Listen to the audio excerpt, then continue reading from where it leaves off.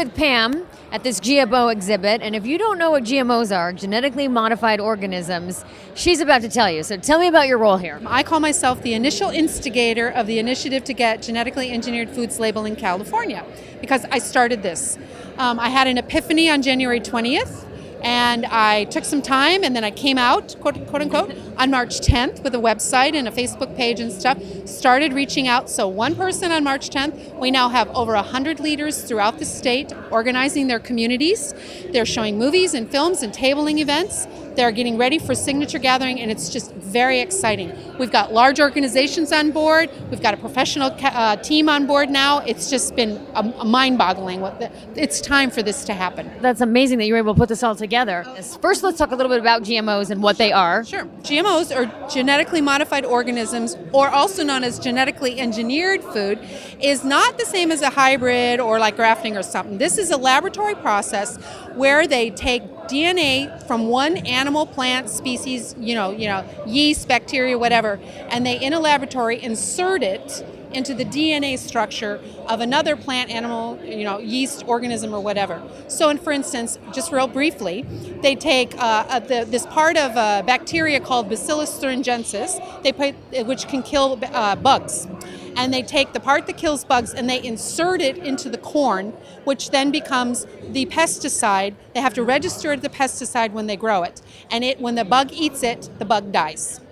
So it's a self-contained pesticide within the corn that you're now eating. Exactly. How scary is that? Okay.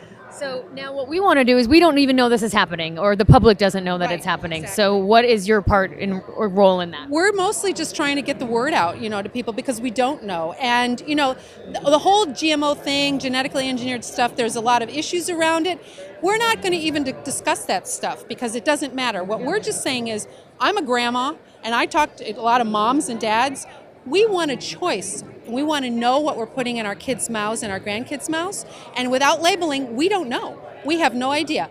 The corn is about 80%, a little bit over 80% is genetically engineered. Soy is 96%. Canola is 80-something%. It's like it's everywhere in our oils, and it's not labeled, and people just don't even have the option of not buying it or not eating it. So we need to label it, and in order to do so, what is your part in helping this group to do? What we're doing right now is we're gearing up for signature gathering. And with an initiative, you write the law, you hand it into the state, which we're getting ready to do this week, hopefully. Fingers crossed. Fingers crossed. And how many signatures do you need? So we need 850,000 signatures because we have to have about 550,000 signatures total. And so 75% is considered a good, qualifying rate. So we're getting extra to make sure we get it on the ballot. And when does that take place? Well, hopefully we'll start gathering signatures. A lot of people get confused. We'll start gathering like the end of December, beginning of January. A lot of people get really confused. They think that they can do it online. They can't. This is about voting on a ballot. So we have to have registered voters. They have to do it in person. They have to sign it manually. Then they have to do it like they vote. They have to be on the right. There's a lot of stuff to make sure that it's all done correctly. And we want it to be like that. We want it to be, really, really well done.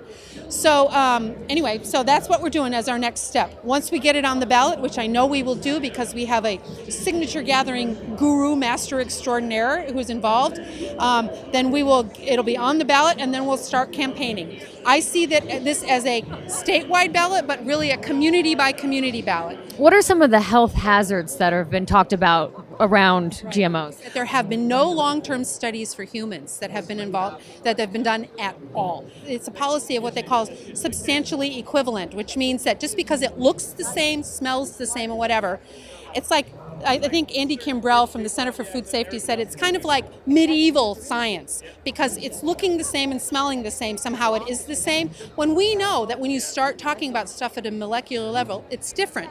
So, but what we're saying here as parents and consumers is, please, at least do studies before we give these to our children, and there are none. So hard to believe. Now, for people that don't know about GMOs out there, and this is kind of a learning experience as they go, is there some kind of movies, some documentaries they can kind of pick up and check out? The one that I like best is called The Future of Food. It's done by a woman named Deborah Coons Garcia, who's Jerry Garcia's widow. There's also Jeffrey Smith from responsibletechnology.org has a number of different videos. There's another movie called Scientists Under Attack. Just Google GMO movie, and there's tons of them out there.